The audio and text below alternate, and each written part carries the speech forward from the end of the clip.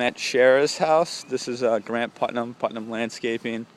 Um, like you said, this is the least visible side of the house, but eventually you're going to put the pool equipment over here, probably fence this in, and then soften the fence with some plantings as a future project. Not something we're going to design now. I think this will be designed at the same time that you design your pool.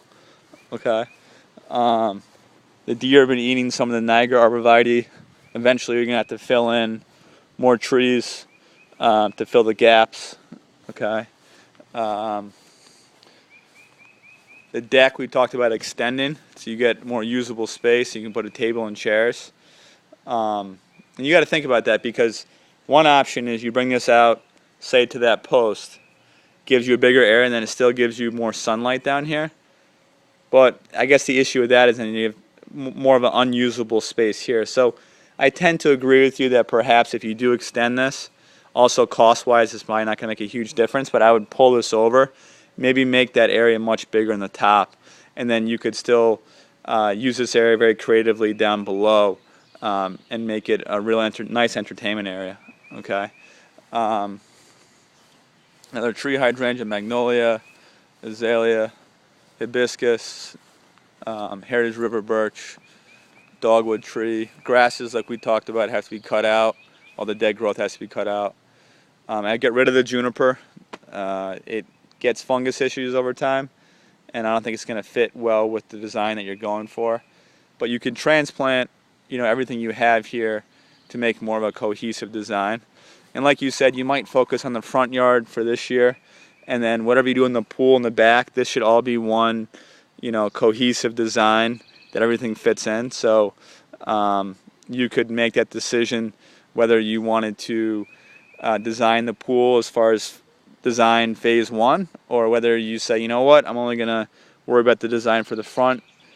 But that being said, if you did mention you want to put the pool in perhaps later this summer, so if you were going to try to bite the bullet on that this year, then you probably would want a comprehensive plan. So I'm kind of going back and forth on this, but just want to give you your different options. The white pines, we talked about that. You had to think about whether you want to replace those and put more of a consistent arborvitae down through there. Those are Norway spruce. Okay. The Colorado blue spruce got a disease. It's called spruce canker. So if you fill that in the future, you might end up putting more Norways. Of course, the problem with that is you'll have a rainbow effect. But just be aware that the Colorado blue spruce, sometimes the lower branches die off on it. It's a disease that causes it. Okay. Excuse me. You got a bunch of okami cherries along the stone wall. Stepping stone path. One thing I see is that the stepping stone path does seem not quite as wide as it needs to be. It might end up doing a double layered stepping stone path. So then 2 people can walk side by side through here, so that might be, a decent idea. And then I would basically end up transplanting all the boxwoods back here and then creating like a new design for this area. Okay.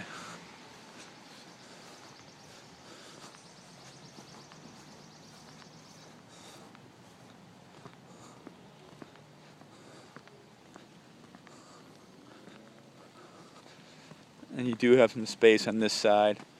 Ideally, perhaps you could try to block the view to the electrical pole from your house and your front door. Something to think about. But you do have a nice view. I mean, no one can build over here, so that's great. You don't necessarily need a lot of privacy from the street.